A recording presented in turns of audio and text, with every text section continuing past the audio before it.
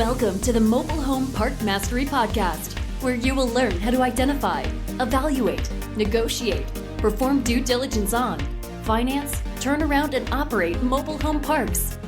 And now, here is your host, the fifth largest mobile home park owner in the United States, Frank Rolfe. I want to be alone. Those were the famous and frequent words of Greta Garbo, the Hollywood film star of the 1920s and 30s. She always wanted solitude. She wanted to be away from everybody else, away from the public. And for many mobile home park owners at certain moments, that's a really good way to live. Free from the view, free from the opinions of others. So let's go over 5 times mobile home park owners should want to be alone. First, when you're just choosing to invest in mobile home parks in general. Most people don't understand them. Most Americans hate them, and most Americans hate the entire idea of mobile home parks, and certainly those who own it. So if you're going to go into the mobile home park business, you have to be independent enough not to worry about what people say. When I bought my first park, Glen Haven down in Dallas, everyone who heard I was buying the park gave me all kinds of words of wisdom, all completely wrong. One person told me I would be killed owning the mobile home park. Another person told me there can't be any money in mobile home parks, and they were all wrong. In fact, I found quickly in the field myself, the mobile home park industry was nothing like the stereotype that I had been taught thanks to the United States media. But again, it's really hard to elect to buy and operate a mobile home park if you talk or listen to others, because they will have nothing but negative energy and negative sentiments against it. Another time is when you're buying that mobile home park, it's very important often that you might want to close separately from the seller. Now, what do I mean by that? Well, most people think when you have a real estate closing that you and the seller have to be there on the same day at the same time to do it. But that is a fallacy. What really goes on is the title company prefers to do it that way because it's simple for them. They have both parties there. They turn to the page. There's 2 signatures. They have you each sign, and then they notarize, and they move to the next. And if they do it separately, they'd have to do that thing 2 times. So clearly, for their own selfish reasons, they would rather have you close together. But as you'll soon find out in your mobile home park career, it doesn't work that way. You can have people close in different cities even. So why would I then prefer to close separately from the seller? Well, here's why. When you are at the closing and the seller is signing over documentation and giving up an asset, which is often their only asset and their only large asset, and something they built from scratch and spent their whole life on, things can get a little strange. It can be a very emotional time for them. They feel almost like they've sold out something valuable, that they've let people down, perhaps the manager and the residents. And they're always looking possibly for some out at the final moment.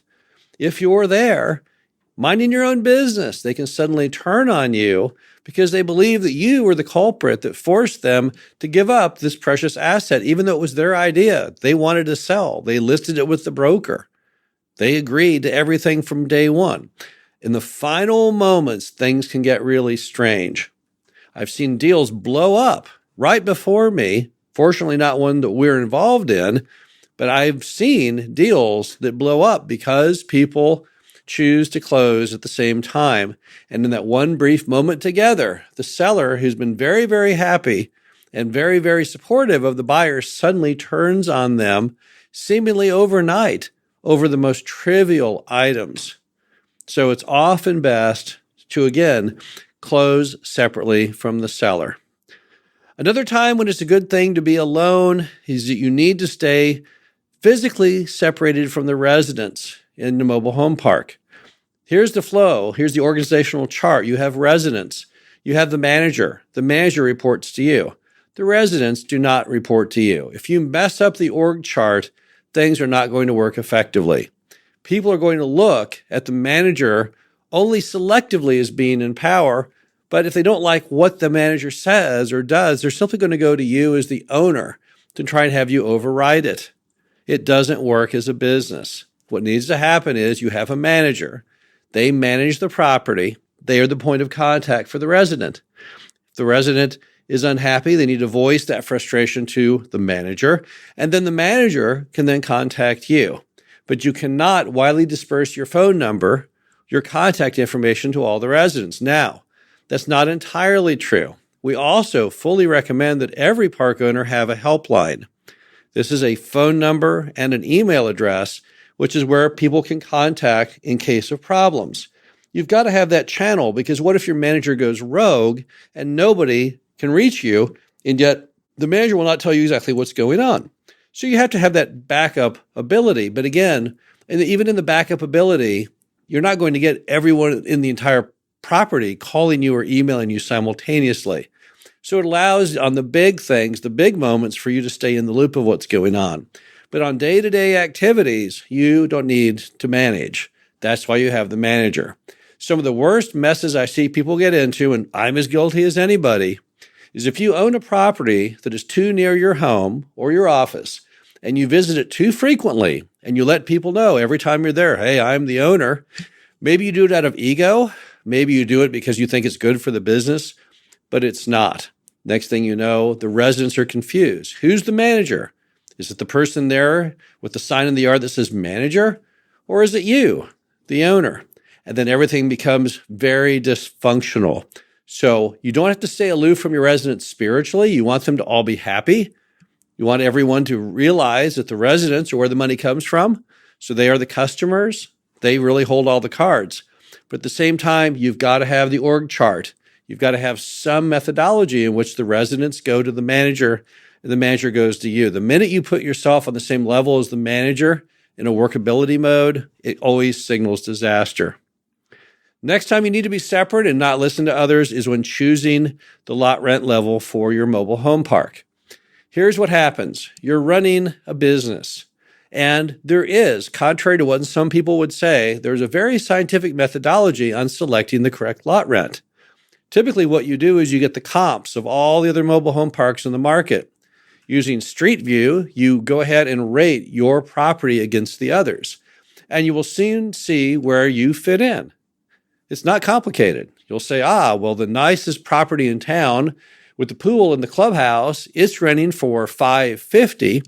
The worst property in town on the lagoon and the well, where the homes don't have skirts, it's at $195. And the ones kind of like mine seem to be in a range of about $350 to $400. And I'm right now at $330.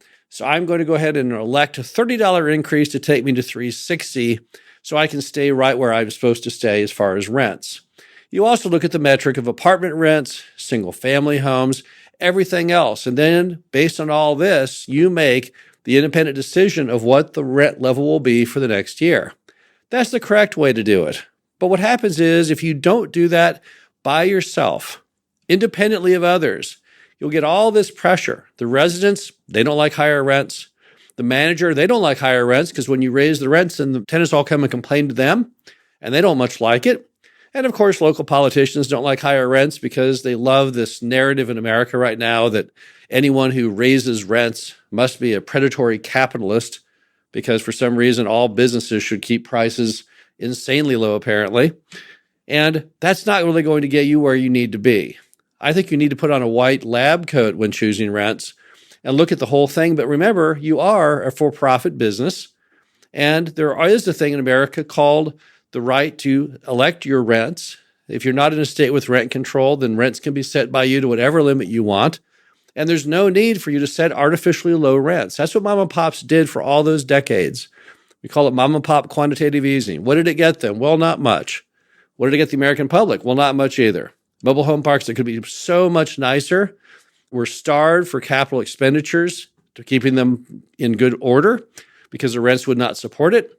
And as a result, people had a lower quality of life than they could have. And now you, as the person bringing that mobile home park back to life, you're going to need to set the rent levels that do allow for capital expenditures going forward and do allow you to make it a nice, clean, safe, affordable place to live that people can be proud of.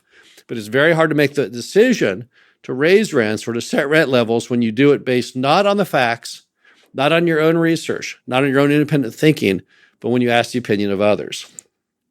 Finally, visiting the park.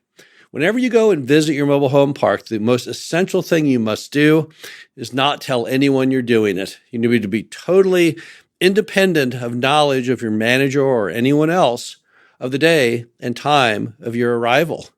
In fact, it doesn't hurt to let them know it can't possibly happen. Tell the manager, yeah, I'm going on vacation starting next Wednesday, when in fact you start showing up on Thursday because they didn't expect it could possibly happen. When you keep people in the loop of your movement and when you will arrive at the mobile home park, here's what actually happens.